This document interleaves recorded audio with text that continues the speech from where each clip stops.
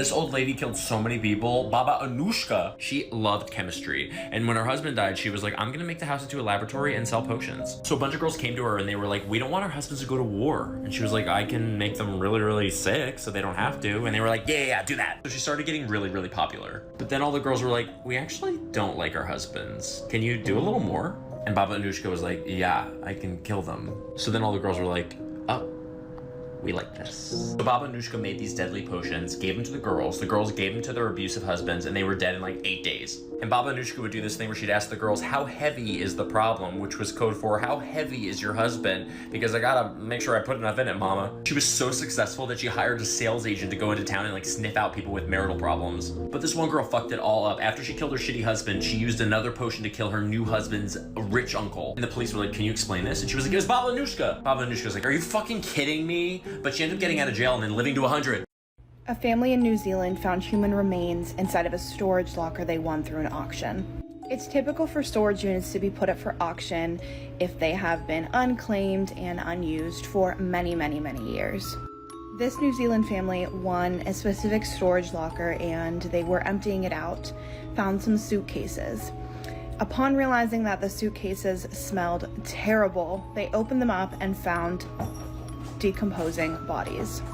These bodies were later identified to be 2 children, one 5 years old and the other about 10 years old.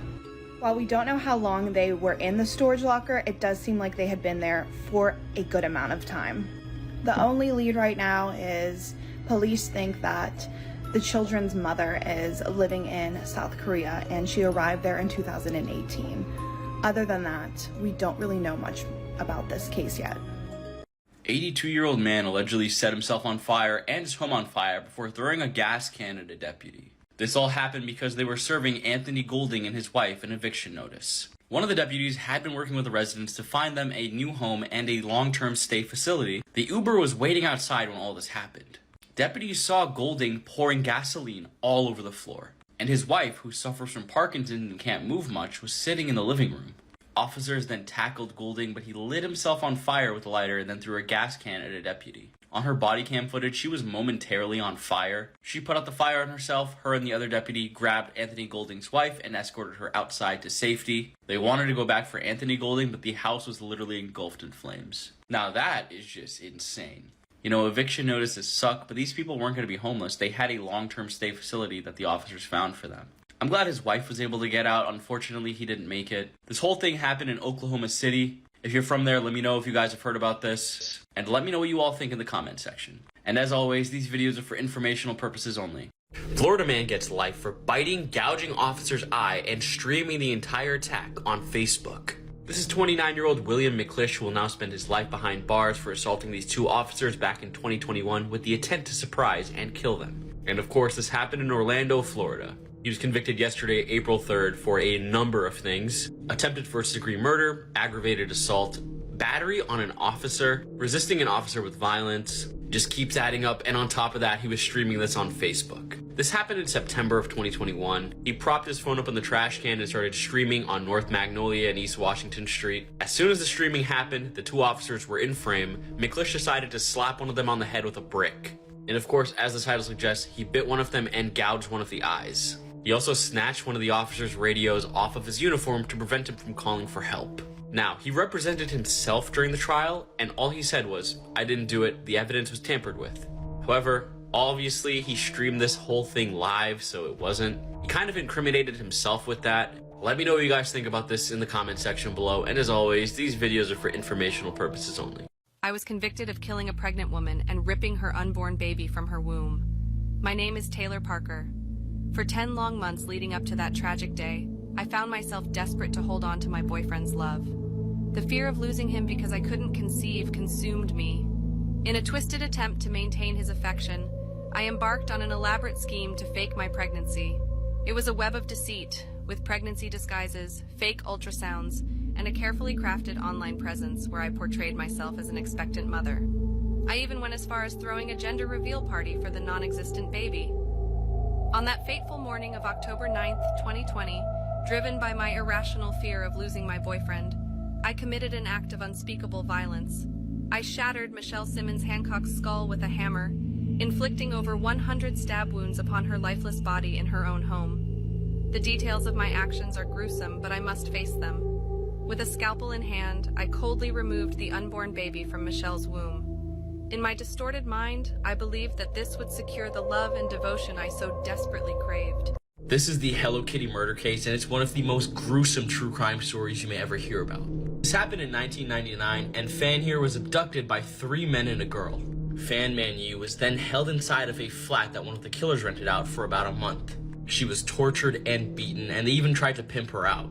And apparently she was hung up and used as a punching bag. They even went as far as burning up her legs so that she couldn't even walk. She also had no real food to eat. They forced her to eat human feces. After that immense stress her body went through, she died after a little over a month being held captive there. This is where things get even crazier. They cut up her body, dismembered her completely, and then cooked up her head. They then stuffed her half-cooked head into a Hello Kitty mermaid doll. Investigators found this and found many insects inside of it as well. The rest of her dismembered body was discarded somewhere. The only pieces of evidence the investigators found was the skull inside of the Hello Kitty doll, some teeth on the ground, and organs in the freezer. Reading this story makes me just feel so horrible for Fan Man Yi and the torture she went through. This is definitely the worst true crime case I've ever read about, and then there are just so many more details I can't even say. Let me know what you guys think about this case in the comment section below, and as always, these videos are for informational purposes only. This might be the most brutal way somebody has ever died, and whatever you do, don't look up the picture. Octavio da Silva was a 20-year-old soccer referee in Brazil, and on June 30th, 2013, he was refereeing a soccer game when he sent off a player named Josmir Santos Abreu, who was 31 years old. He refused to leave the field and began a fight with the referee. Abreu threw a punch which made Octavio draw a knife from his pocket and repeatedly stab Abreu. Abreu died on the way to the hospital, and when fans watching the game, including Abreu's family and friends, found out about his death, they invaded the field and stoned Octavio before decapitating him, and then ripping his limbs from his body with just their strength and no weapons, and then put his head on a stick in the middle of the field. And what makes this worse is that a graphic video surfaced online shortly after the incident, showing medical personnel reassembling Octavio's body. The video and pictures are extremely disturbing, and I don't recommend looking them up. The way his limbs looked after being ripped off is extremely unsettling to look at, because you see strings of flesh, tissue, and bone because it wasn't cut off properly and it was just ripped off. This case is absolutely awful, but why did Octavio pull out a knife when somebody just punched him? If he didn't stab Josmir Abreu to death, he would still be alive today. But just imagine being literally ripped limb from limb by an angry group of soccer fans, and there's nothing you can do as they pull your body apart. This is the Pitbull video, one of the hardest cartel execution videos to watch, explained. The video that I'm about to explain is extremely graphic, and I don't recommend searching for it. The video begins with the man lying on his back on the ground, and 2 men are holding his legs open. He's being restrained. And in total, there is 5 perpetrators and 1 victim. And also 2 pit bull dogs. Apparently, this is the victim's punishment for allegedly doing something with a kid or to a kid. The victim is naked, and at the start of the video, the dog has done most of the work. The dog already ripped off the man's privates, and it's just a bloody mess. The dog continues to rip pieces of flesh off of where his privates used to be, and the victim is being held down, and he is also gagged so he can't scream. But sometimes the gag came loose, and at this point you could hear the man scream in pain. The victim was even talking, but I couldn't translate it, but that means he was completely conscious during this, which I can't even imagine the pain. As a man, this might be one of the worst videos out there. Funky Town is bad, Ghost Rider is bad, but as a man, I can't imagine anything more painful than a pit bull ripping off your junk while you're still alive. Not many people mention this video with the other disturbing ones, but it's definitely up there. There's not any information about the victim after the video. I don't know if he died, but it's safe to assume he did. He lost a lot of blood, and if a dog eats your privates, you will most likely get an infection and die from it. All in all, this video is very graphic, very real, and very disturbing. Please do yourself a favor and never go searching for this video, especially if you're a man. This is Crush Your Enemies, one of the worst ISIS execution videos explained. Before I begin, this is a massive trigger warning. The video begins with the victim lying on the ground with his head placed against a rock. The camera then fixates on the victim's face as he waits for the brutality to happen to him. He was sweating extremely bad with the look of fear and sadness all over his face. 2 ISIS soldiers can be seen behind him trying to pick up a very large rock. It's extremely heavy and one of the men can't even lift it up. They then drop the rock on the victim's head and you hear this awful cracking noise that nobody should ever hear. And you then see an indent on the side of the victim's head. And it's very clear he immediately suffered traumatic brain damage. His eyes cross and his body goes completely stiff. Blood begins to leak from every place on his face. His nose, mouth, ears, everywhere. After a few seconds, the victim's entire head is covered in blood. He tries to breathe, but huge bubbly blood starts coming out of his mouth, and despite the music playing in the video, you still hear the victim choke and gargle on his own blood as he tries to breathe, which honestly is one of the worst things ever. The victim then tries to lift his head, but he doesn't have the strength to do so. The camera remains focused on him as he withers around the ground and bleeds abundantly. And the video then concludes. This is by far one of the worst and most brutal ISIS videos out there, and I seriously beg you to never go searching for it. The level of brutality in this video is on another level, and it blows my mind that humans do this to each other. What if I told you the man behind me was a cannibal walking around Japan freely? Let's talk about the story of Issei Sagawa, also known as the Kobe Cannibal. He's most famous for the killing of Renee Hartevelt in Paris in 1981. Over the course of a few days, he would chop her body up, perform necrophilia on it, and dismember it. He would then keep it in a fridge and eat it raw. He believed by eating his victims, Renee in this case, he would absorb all of their positive characteristics. He saw her as a tall, beautiful woman, and he thought he would get those characteristics as well. In 1983, 2 years after he killed Renee Hartevelt, he was unfit for trial by the French government. He was then deported to Japan in 1984, and they characterized him as just a character anomaly. He had nothing wrong with him. Here's the horrible part. Apparently, Japanese authorities could not get the files from his case from the French authorities. The French considered his case closed because they weren't his problem anymore, so Japan let him walk free. And he was not ashamed at all about what he did. He even wrote a book called The Fog on it. His book went into gruesome detail about what he did, and he was so proud of it. He basically became famous for being a cannibal and a necrophiliac. With his newfound popularity, he was doing interviews internationally and domestic. It was insane. In one interview, the reporter asked him what he thought about these posters of Japanese women, and he said, "I think they look delicious." He died 2 years ago in 2022, around November time, from pneumonia. But this is just an insane case, and I can't even believe they let this guy walk free. Let me know what you guys think about Issei Sagawa in the comment section below. And let me know what you guys think about this case overall. I find it so weird they just let him walk free. Sometimes true for stranger than fiction. The case of Richard Trenton Chase is a story which even the most depraved horror writer would struggle to create. Over the course of 4 weeks spanning across 1977 and 1978, Richard Chase took the lives of 6 innocent victims in Sacramento, California. His murders gradually progressed in violence, beginning with drive-by shootings and culminating in acts of cannibalism. Tell me when to hear. While you're here, we'll keep you busy. You'll wash for us, you'll clean for us, cook for us, you'll for us. That's your choice in a nutshell. The woman in that video was one of the victims of serial killers Leonard Lake and Charles Ng. These two were 2 of the most depraved murderers to ever haunt America. So from the outside looking in, Leonard Lake was a totally normal guy. He was married, he went to Bible studies, attended church. But back at his remote cabin in California, Leonard Lake and Charles Ng were abducting sometimes entire families, murdering them, and keeping the women hostage for days, weeks at a time. So obviously there's a lot to this story. It's really disturbing. There were over 25 victims attributed to Leonard and Charles, and the 2 of them would literally abduct entire families. They would then kill the men and the children and keep these women hostage in a bunker on the property. Eventually, though, a serious mistake by Charles led the police to the compound. And that's when they arrested both of these guys. They started digging up the grounds and they discovered the corpses of those 25 plus victims. And when they searched the home, they also found a library of videotapes. These videotapes graphically show the interactions between Leonard Lake and his victims. There are a lot of tapes. They're all on YouTube. You can go watch them. But they are incredibly disturbing. Just watching Leonard talk to the camera about his thoughts and desires, listening to the way he treats and talks to these women that he's abducted, and knowing the amount of carnage that this man and his friend caused is crazy. As a side note, Leonard Lake actually took his own life a couple days after being arrested because he had sewn cyanide pills into his clothing.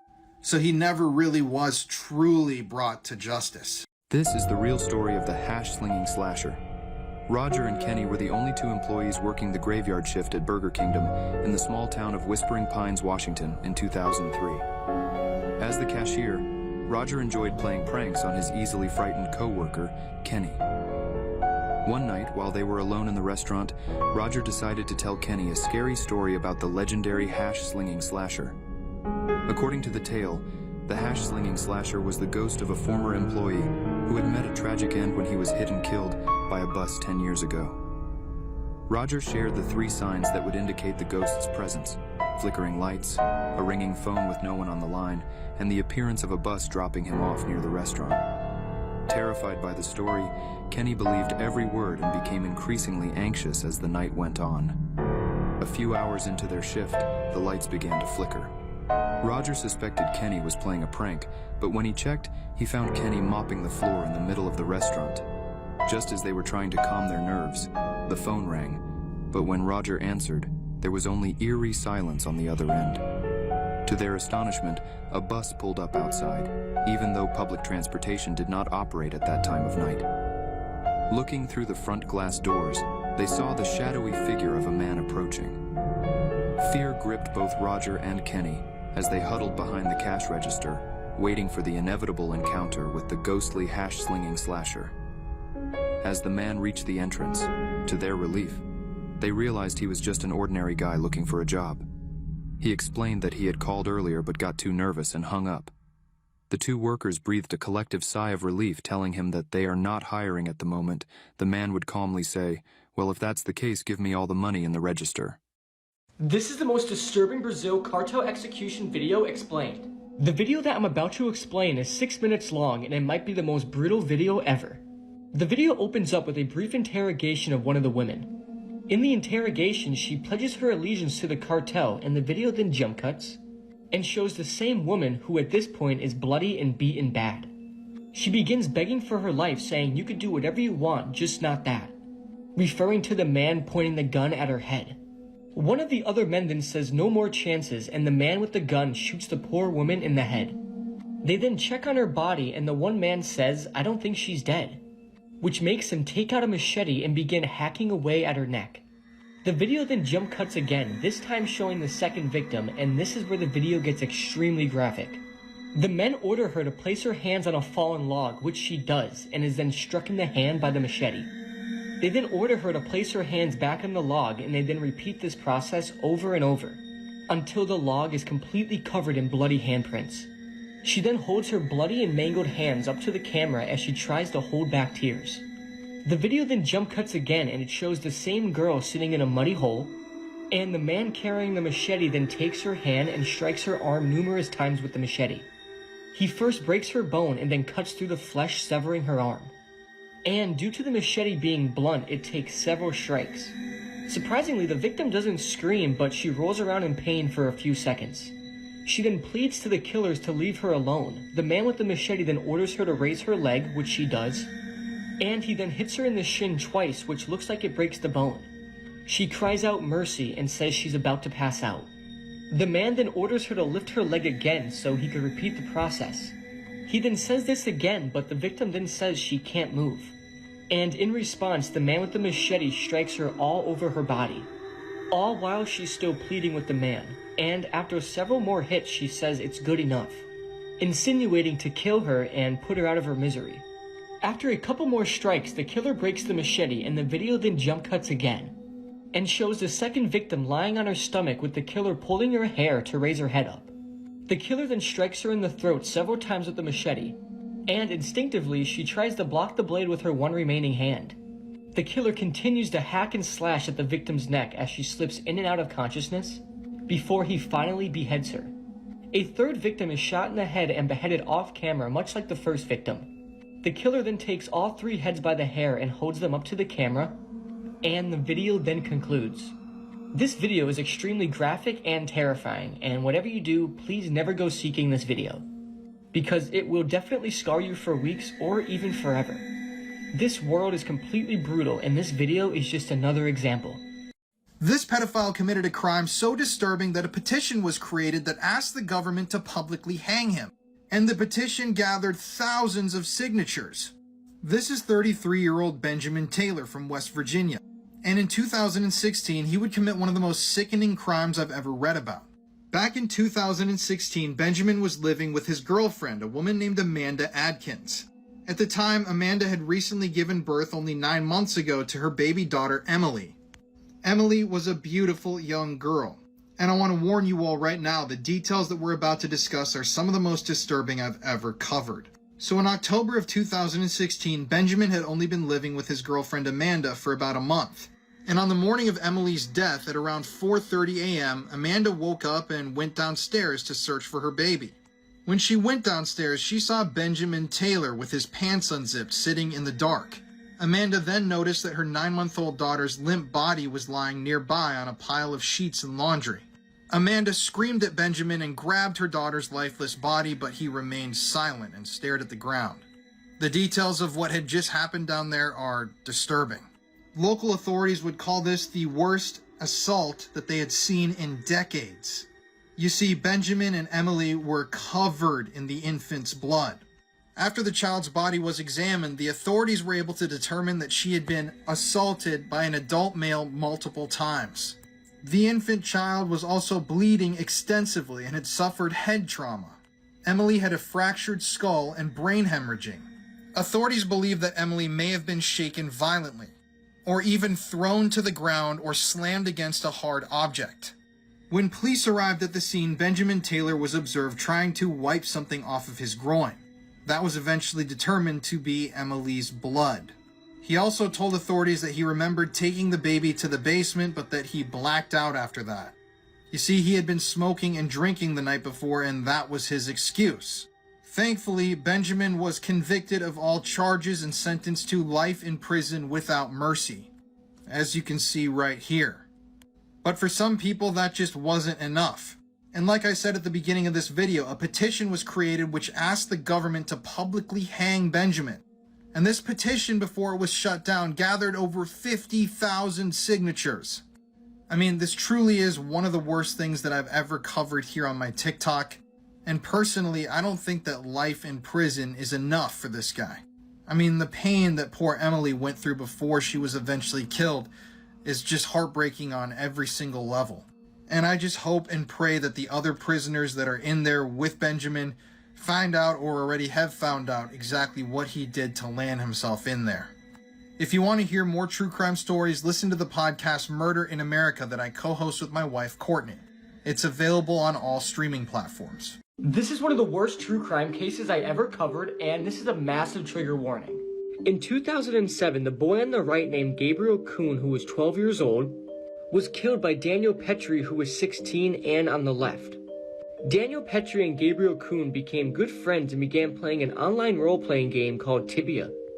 At one point of the game, Gabriel asked Daniel for 20,000 virtual cash to clear the stage. Gabriel borrowed money from Daniel to use in the game and then refused to pay him back. Gabriel then blocked Daniel on everything, and this made him furious, and he went to Gabriel's house to pay him a visit. A couple of days before the murder, Daniel called the home phone of Gabriel and his mom answered. She explained that she would be out of town and that her son would be home alone if they wanted to play, completely unaware of the boys falling out. And on August 23rd, 2007, Daniel went to Gabriel's house and knocked on the door. Nobody answered, and Daniel kept knocking, but eventually Gabriel started speaking to Daniel through the door. Daniel told Gabriel to unlock the door and let him in, and if he apologized to him, everything would be fine. Believing this, Gabriel unlocked the door and let Daniel in. And after entering the house, Daniel locked the door behind him. Daniel then brutally assaulted Gabriel. Gabriel tried his best to defend himself, but he failed to do so. Daniel was older, bigger, and stronger. Gabriel was dripping in blood after being brutally beaten by Daniel. Daniel then laughed at the terrified Gabriel and took him to the bedroom, where he then sexually assaulted him. Gabriel cried, but this made Daniel even more cruel. After all of this, Gabriel threatened Daniel, saying he will tell his mother everything that happened, but this only made Daniel more mad. And in a fit of rage, Daniel took a cord from a gaming console and wrapped it around Gabriel's neck and strangled him with it until he went limp. Daniel assumed Gabriel was dead, and believing this, Daniel tried to move and hide the body in the crawlspace, leading to the bedrooms. However, the body was too heavy, and after realizing this, Daniel searched the house for sharp tools, and eventually he found a kitchen knife and a hacksaw. Daniel then returned to Gabriel's body, and in order to make it lighter, he took the knife and hacksaw and began cutting at the top of Daniel's leg to remove it, and as Daniel cut into Gabriel's leg, he woke up. Gabriel wasn't dead. He let out a blood-curdling scream, but Daniel restrained him, making sure to twist and turn the blade to make it even more painful. Eventually, Daniel dismembered his right leg and moved to his left. And after severing both of his legs, Gabriel passed away. His autopsy suggested he was still alive throughout the whole ordeal, and he eventually died from shock and blood loss. After Daniel finished the dismemberment, he tried to hide the body again, and he wrapped a cable and wire around Gabriel's body. But the body was still too heavy, and Daniel then fled the house. Gabriel's body was discovered by his brother, and the body was left by the hallway door and the legs and the hacksaw too. Daniel Petrie was admitted to a juvenile center in September 2007 to only 3 years. This is due to Brazil's laws of sentencing minors. And to make you realize how evil Daniel was, when the judge asked him if he had any last words of remorse, Daniel said this: "Gabriel was a coward and a thief. He burns in hell right now where I sent him. And when I die, I will find him in hell and finish my revenge." It's also worth saying that the photos of the crime and Gabriel's body have surfaced on the internet and nobody knows how they got there. I highly recommend not to look at them due to the graphic nature of them, and they will definitely be the worst crime scene photos you will ever see. It's honestly insane how Daniel is walking free today. May Gabriel rest in peace. 3 dead bodies were found stuffed into this hollowed-out tree in the middle of the woods in 2010. And when it came to who the murderer was, truth is stranger than fiction. This is Matthew Hoffman, and in November of 2010, he murdered 3 people and kidnapped a 13-year-old girl who he held hostage for days. On November 9th, 2010, Matthew went into the woods and spent the night camping. Then the next morning, on November 10th, he decided to wake up and break into the home of Tina Herman. So, unfortunately that day, when Tina Herman returned to her house, Matthew Hoffman had broken in. And as soon as he saw her, he freaked out, dragged her into a bedroom, and stabbed her multiple times with a hunting knife, killing her. But what Matthew didn't know was that Tina's friend Stephanie was coming over to meet her that morning. And while Matthew was dealing with Tina and her dead body, Stephanie entered the residence. Matthew freaked out. He stabbed Stephanie a number of times with the same hunting knife, even continuing to stab her after she was dead. And hearing all of this, the family's dog started to bark violently, and Matthew then stabbed and killed the family dog as well. After this, he dragged both of the women's bodies into the bathroom, dismembered them in the tub along with the body of the dog, and stuffed their body parts into trash bags. Shortly after finishing the dismemberment process, though, Tina's 2 children, Cody and Sarah, arrived home from school. Immediately after walking into their house, Matthew stabbed Cody in the back of the head, killing him instantly, then chased Sarah up into her room where he bound and gagged her with a cord from a fan in her room. So after dismembering Cody's body and stuffing him into a trash bag as well, Matthew brought out the 3 bodies that he had chopped up and placed into garbage bags, stored them in his car, and then brought out Sarah, who was still alive. After this, he brought Sarah and the bodies of Tina, Stephanie, and Cody back to his own house, where he kept Tina locked in a crawl space. And this is where the story gets really weird. So Matthew Hoffman was a self-professed tree lover, and his entire home was covered in leaves. I'm talking about piles of leaves, bags of leaves nailed to the walls. And apparently, according to his neighbors at the time, Matthew had exhibited some really strange behavior prior to the murders. He had apparently been trapping squirrels in his backyard, killing them and grilling them. He allegedly spent hours sitting up in the trees in his backyard, just staring at the other trees and watching squirrels. And for a while, he had actually worked as a professional tree trimmer. But let's get back to the story. So after bringing Sarah back to his house, along with the bodies of the other people he had killed, he locked her in a bathroom and even tied himself to her and took a nap. Afterwards, he headed back to the crime scene, did some cleanup, and then eventually brought Sarah into a crawl space, which was once again covered in leaves, dark and damp. And while she was chained up and held hostage inside of this crawl space, for days he visited her regularly and would SA her. Keep in mind, at the time, Sarah was only 13 years old, and her mom, her brother, and her family friend had been murdered right in front of her.